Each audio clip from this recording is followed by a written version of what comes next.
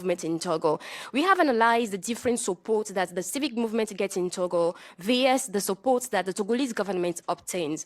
Right now, we have hundreds of thousands of people on the street, but it doesn't seem to be yielding any result. Why? Because we are fighting at the civil society on merit at different levels.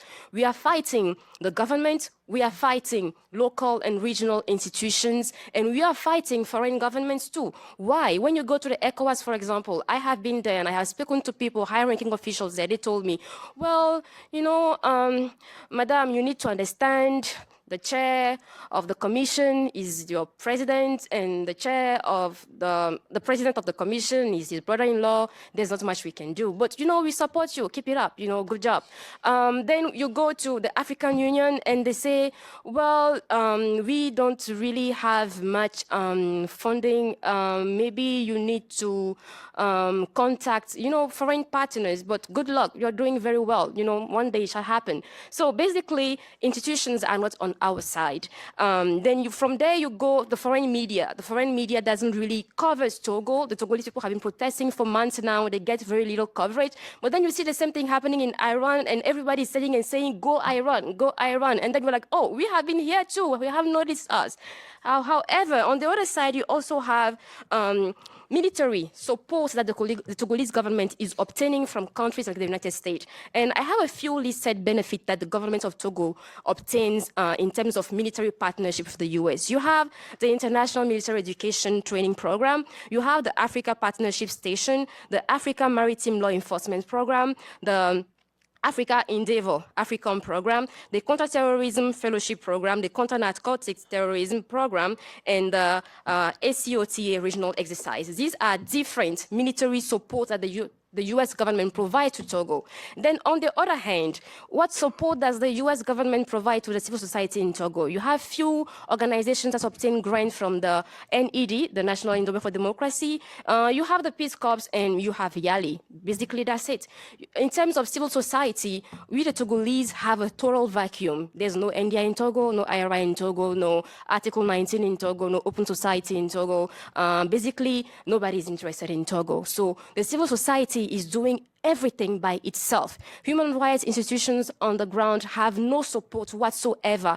Journalists on the ground have no support whatever unless they are reporting in support of the government. And how have we been surviving through little fundraisings within our communities? Today you're called that this journalist's life is under threat and you have to raise money to support him. Tomorrow you have one of our defenders who is arrested and you have to support him. It has been very tough. So we have here a civil society that is completely abandoned by local institutions, by foreign partners, by foreign governments, and a government that is using state funding on top of international relations and on top of international funding to fight and to crack down the protests in the country. So it's making it very hard for us. That is why we are here today to ask for support. And worst case scenario, if you cannot support us, then support them too, and at least we'll be a fairer game.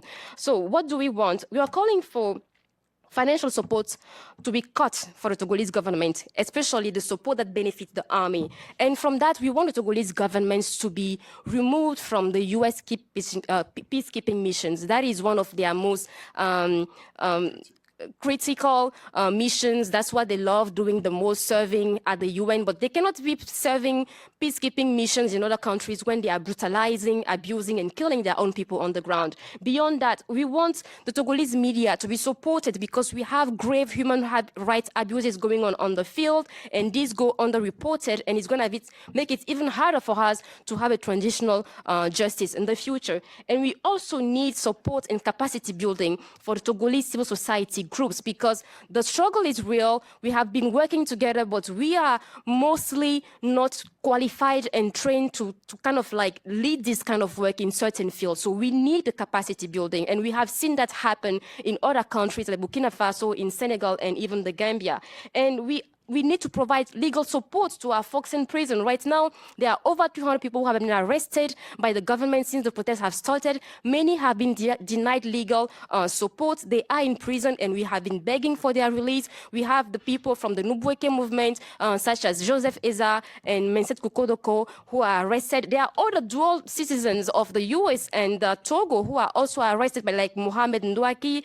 Some are killed, like Senam Bill Daku, and nothing has happened because there is no money available to support people who are victims of the abuse of the government. And last but not least, we also need to provide humanitarian support to Togolese refugees in Ghana who are living in extremely difficult conditions because there's basically no one to attend to them. So these are our expectations, and this is why we are here today to see how civil society groups in the US and even para-governmental groups in the US can help us kind of like straighten the things out in Togo, smooth things out, and help us in this struggle. Thank you.